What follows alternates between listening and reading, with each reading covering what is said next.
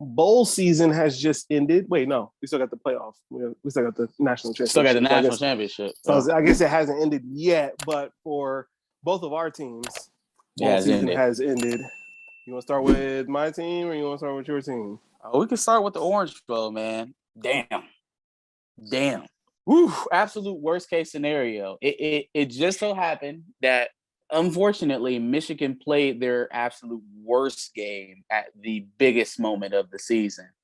First of all, caps off to Georgia. They proved that they were what we thought they were for most of the season. Alabama was obviously able to expose them in the SEC championship game, but the bitter reality of it for Michigan is that they just weren't Alabama.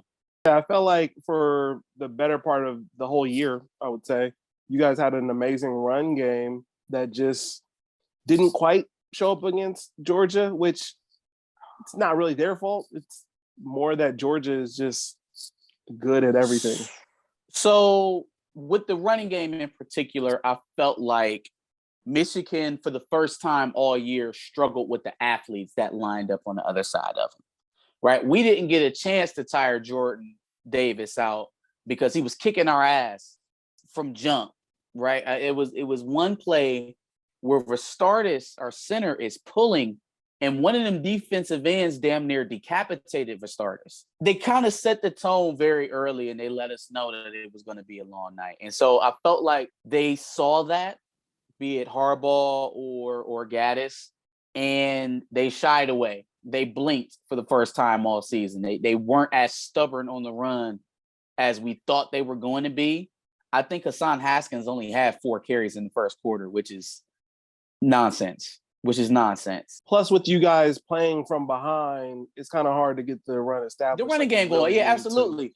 See, my thinking was Michigan is going to try and get out fast on Georgia and score, and then establish the run, right? Get ahead so that you can lean on your pass rush, so that you can lean on the running game. For whatever reason, it just didn't happen, and I didn't feel the sense of urgency for that to be the case either.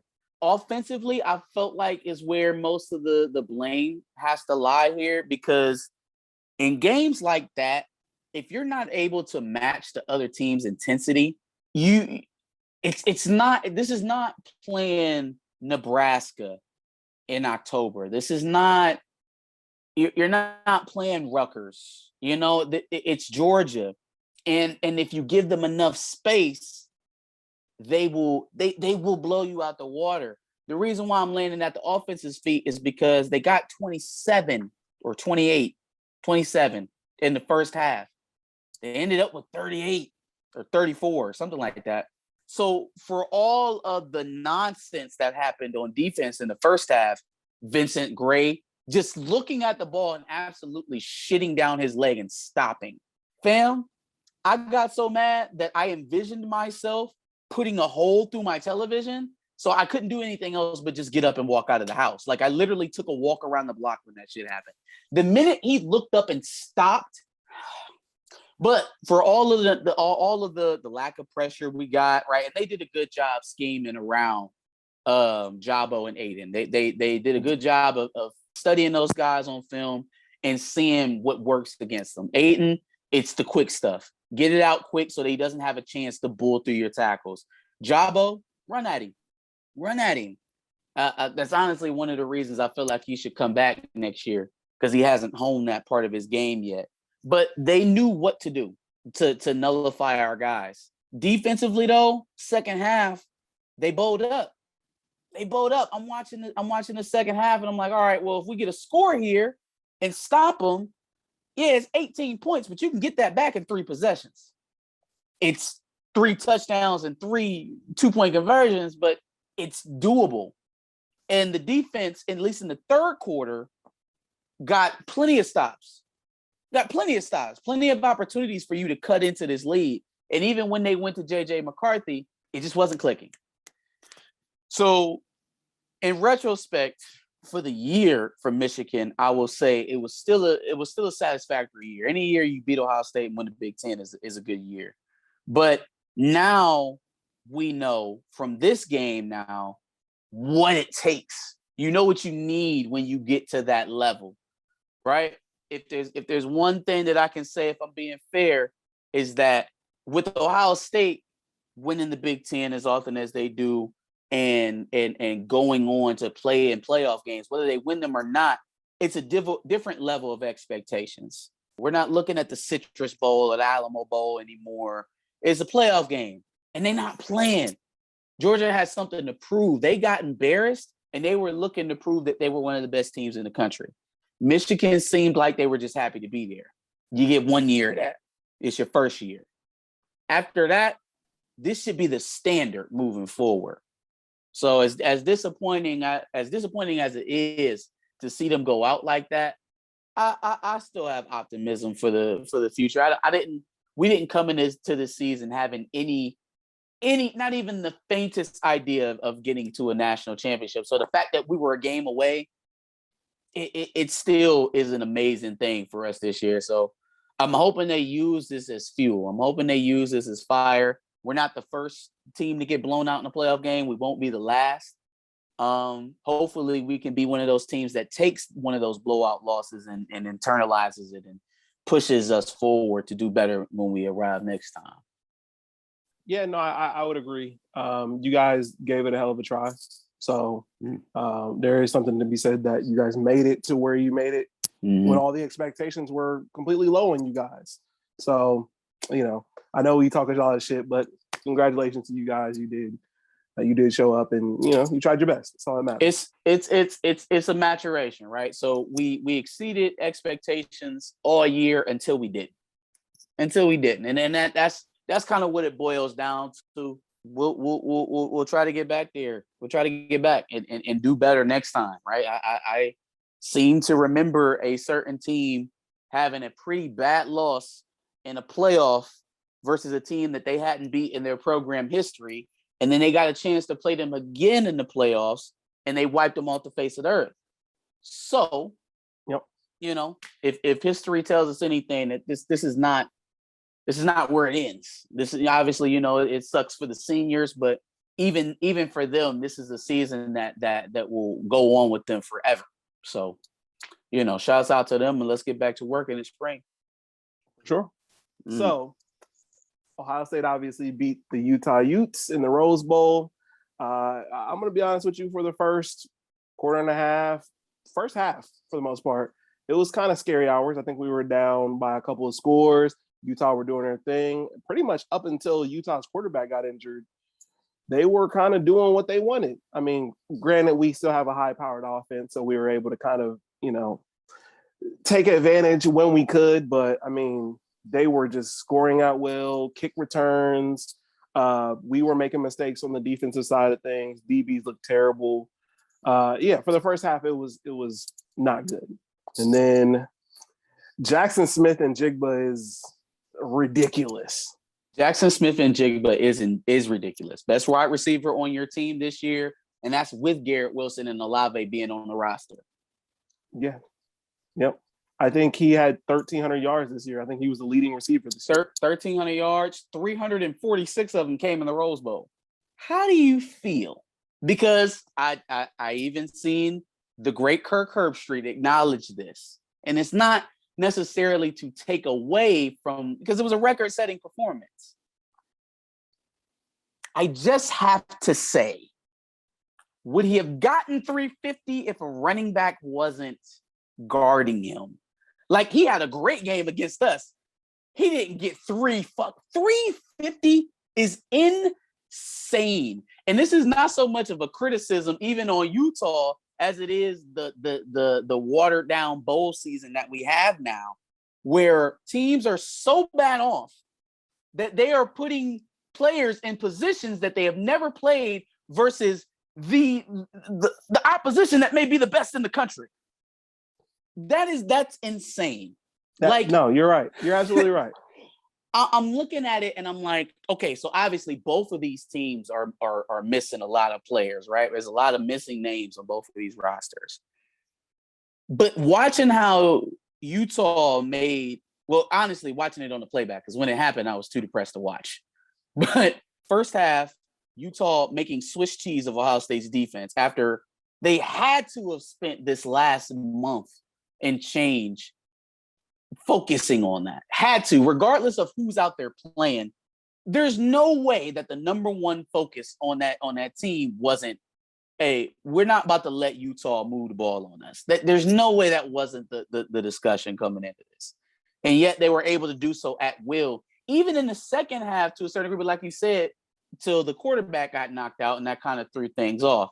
It's the way that they won the game that was a little concerning, because, again, I came into this game rooting for all things Big Ten.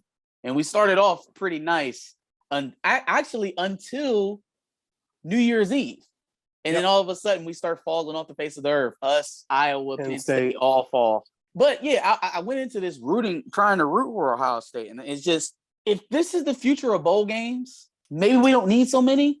Maybe we don't need so many, because it's like the Rose Bowl has always been a great game to watch for a Big Ten fan, right? But if I'm going into it watching a running back line up against one of the best receivers in the country, or I have to watch Ohio State give up 500 yards because they don't have anybody on defense. All of their studs are sitting out. Yeah, very clearly in all. It gets hard to watch. Yeah, it gets hard to watch. Like, that wasn't, again, I'm not trying to take anything away from the guys that competed, right? They went out there, they lined up against the guys that were playing, and they played a game. It's not the product that looks like Big 12 football. Like, Jim Knowles is going to be right at home with that kind of football, because that's what he's used to. That I don't know. I don't know. I don't know. Not to take any, again, Jaxon Smith-Njigba is a great player. CJ Stroud had a great day.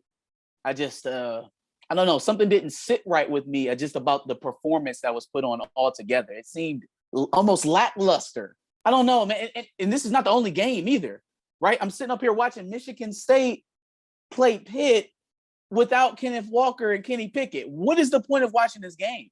And so Peyton Thorne goes out there, throws 2 picks, but throws for 350 yards, and he looks like the next coming of Kirk Cousins or something, Brian Hoyer or something like that. But then you got to look at it, and it's like, who's he throwing against? Who is he throwing against? He's competing against the third string quarterback on the other side, because the backup gets hurt early in the game. It's just like, I don't know what you used to use bowl games as a barometer for what you would see from teams in the up and coming season. That is completely going out the window. That is completely going out the window, because you have no idea. You don't know. Like, what are we watching? Yeah. I would say any game where quarterback throws for 560 yards, 6 touchdowns, one receiver has 300 and some yards, a few touchdowns, another receiver has 3 touchdowns, and they almost lost. It's nasty, yeah, right? Like, that is a little weird. That's definitely a little weird. It doesn't add up. It doesn't at all. If I would have told you that Jaxon Smith-Njigba was going to have 350 passing yards and y'all were going to win by a field goal, I don't know, man. Can I ask you a question though? How much confidence do you have in Jim Knowles coming to the Big Ten from Oklahoma State? Well, it's going to be hard to not at least kind of improve from the defense that we've had this year. Plus, we've got 5-star safety coming in, Sonny Styles. We've got 4-star linebackers coming in, and obviously they'll get some playing time. I would think, with the holes like you've mentioned before. Mm-hmm. So it'll be interesting to see. Like I said, there's nothing there almost. You're saying it's only up. We can only go up at this point. So I'm excited to see what Jim Knowles can do for sure. And hopefully at least 1 or 2 of these new guys can come in and make some things happen. Yeah, my only thought with that is that it seemed a little bit like a status quo hire, just because he runs the same system that's currently there. He runs the 4-2-5 at Oklahoma State. So it's like, I guess from that standpoint, it's sending the message that Ryan Day doesn't feel like an overhaul is needed. For whatever that's worth, I guess we'll see how that works out. But that's what it signaled to me, because I'm thinking similar situation. John Harbaugh or Jim Harbaugh loses. I can never think of this guy's name. He was the defensive coordinator for Michigan for a year, and then he ended up coaching at Maryland. He was the head coach at Maryland. Can't think of his name. But when that happened, I'm thinking Jim Harbaugh, right? Instead of going out and getting a brand new defensive coordinator, somebody outside of his peripheral coaching tree, or just elevating someone within, i.e. Greg Madison, he decides to go get Don Brown, which, similar system to what they already had in place, similar mindset in coaching. It was a very comfortable hire for him. Mm-hmm. And it worked out for us versus teams that had lesser talent. It didn't end up working out for us versus teams who had like talent. So that's kind of what I'm likening it to in terms of Jim Knowles, because it's a very comfortable hire. Now, it can end up working out wonders for you guys as opposed to us, but that's just what it reminded me of. Like, he didn't make a splash, so that tells me he doesn't think that an overhaul is needed, like a straight up overhaul of the defense. I think he just thinks the guy calling the plays needs to be changed, and that'll fix the problems. I guess we'll see. I will say that, at least with what I'm seeing, Jim Knowles has made probably one of the top, I'll probably say 10 to 15 defenses this year. So that's just statistically, though, because I don't know anybody who would go and say, all right, we need a defense. We need to shut somebody down. Who are you going to grab? I know, the Oklahoma State Cowboys. But it's against other Big 12. It's against high other Big 12 talent. In Big 12. Did you watch Oklahoma State play Baylor in the Big 12 title game? Jim Knowles wasn't coaching, though. His scheme.